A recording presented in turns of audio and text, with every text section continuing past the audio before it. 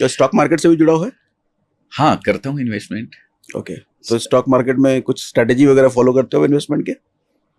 Strategy sir ऐसा है कि स्टॉक मार्केट मैंने आज से नहीं सर, मैं लगभग निफ्टी जब 800 पे था तब से मैं स्टॉक मार्केट से जुड़ा हुआ हूँ सर। 800 का मतलब हो गया 2000? हाँ, 1999 से स्टॉक मार्केट में जुड़ा हुआ हूँ सर। 2007 में मेरा 44 लैक्स का पोर्टफोलियो मैंने 9 लैक्स में सल्टाया था। 44,000 का 9 लाख? 44 लैक्स का। अच्छा, 44 लाख 9 लाख में? हाँ, 44 लाख का पोर्टफोलियो 9 लाख में सल्टाया था। मुझे बिजनेस करना था 2011 में। तो मतलब लॉस में रहे? लॉस में रहा था। इसलिए एक चीज कहता हूं, शेयर बाजार पैसा कमाने के लिए नहीं है, पैसा कमाए हुए लोगों के लिए है। मेरी बात को थोड़ा सा मैं डिस्क्राइब करता हूं।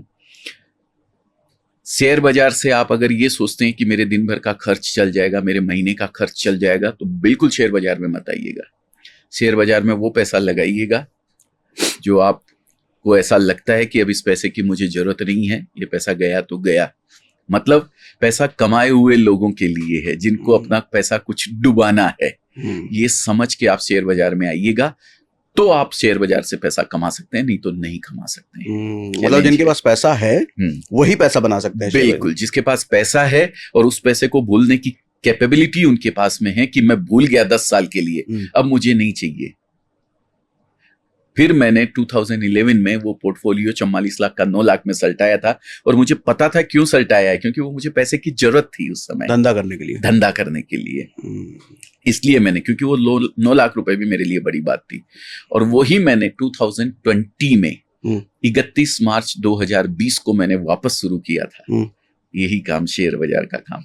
तो अभी किस में, स्टॉक में, म्यूचुअल फंड या कुछ और? दोनों, SIP भी है सर, और म्यूचुअल फंड भी है।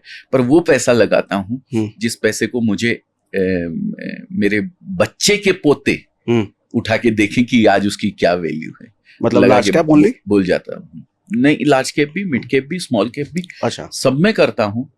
लोग सोच भी नहीं सकते हैं, शायद मैं वीडियोस देखता हूँ तो बातें सुनता हूँ लोगों की कि 10 स्टॉक 15 स्टॉक आपके पोर्टफोलियो में होने चाहिए। 300 स्टॉक मेरे पोर्टफोलियो के अंदर है सर। मैं वापस उठा के देखता भी नहीं हूं कि वो जीरो हो गया है कि क्या हो गया है। आज मेरा बड़ा पोर्टफोलियो है सर, SIP। और वो मतलब पुस्तकों के लिए रखा है, अपने इस्तेमाल के लिए नहीं? कुछ नहीं, वो भूल गया, वो पैसा है मेरे पास, ये सोच के ही लगाता हूँ सर। मतलब बेचने के लिए नहीं? नहीं, बेचने और के मुझे लिए लगता है सही सोच भी यही है कि स्टॉक मार्केट में पैसा डाल रहे हो तो वो अगली जनरेशन के लिए छोड़ो। बिल्कुल बिल्कुल सर। 10 साल से कम का ओरिजिन लेके अगर आप स्टॉक मार्केट में आ रहे हैं तो मैं कहता हूं आइए ही मत, आप नुकसान झेल के जाएंगे। बिल्कुल आपको नहीं आना चाहिए। आप वो पैसा, आपकी रद्दी बेच के आपको जो पैसा मिलता है ना, उस पैसे को आप इसमें डाल दीजिए, आप कमा के निकलेंगे और भूल जाइए कि भाई ये पैसा मेरा है। थोड़ा आपके इन्वेस्टमेंट के बारे में जानना चाहूंगा, अगर आपके नहीं तो आपके पर्सपेक्टिव क्या है इन्वेस्टमेंट के बारे में? वो जैसे रियल एस्टेट या स्टॉक मार्केट, क्या ज्यादा प्रेफर करते हैं आप? सर अगर आंकड़ों की बात करें पिछले, तो लोग ये कहते हैं, मैं भी थोड़ा इन्वेस्टमेंट के बारे में समझना चाहता था लोगों से, तो जानकारी लेता हूं, तो लोग बताते हैं, जो हमारे बड़े बड़े फाइनेंशियल एडवाइजर जिनको हम लोग बोलते हैं, वो कहते हैं कि सबसे पहला real estate, second equity, third फिर आप SIP वगैरह कर लो म्यूचुअल फंड में, फोर्थ गोल्ड में करना चाहिए, फिफ्थ फिर वो NSE वगैरह क्या आता है, FD वगैरह, ये सब आते हैं। पर मैं इनसे ऊपर भी एक चीज मानता हूं सर, और वो बिजनेस। बिजनेस से बड़ा इन्वेस्टमेंट जो आपको अच्छा रिटर्न दे सकता है वो ना इक्विटी है, ना गोल्ड है, ना ये क्या बोलते हैं रियल एस्टेट है, कोई भी नहीं है सर। बिजनेस अगर आप सेट कर लेते हैं, जिसके लिए कि मैंने बोला कोई भी बिजनेस 999 डेज आप उसको दे दीजिए, पूरा पुरुषार्थ के साथ आप अगर उसको दे देते हैं, तो उससे बड़ा इन्वेस्टमेंट कोई नहीं है सर। शायद इसलिए कि रियल एस्टेट हो, स्टॉक मार्केट पे हो, उसकी ग्रोथ पर आपका कोई कंट्रोल नहीं है, कोई कंट्रोल, लेकिन आपके धंधे पर तो पूरा ही आपका कंट्रोल है। 100% सर।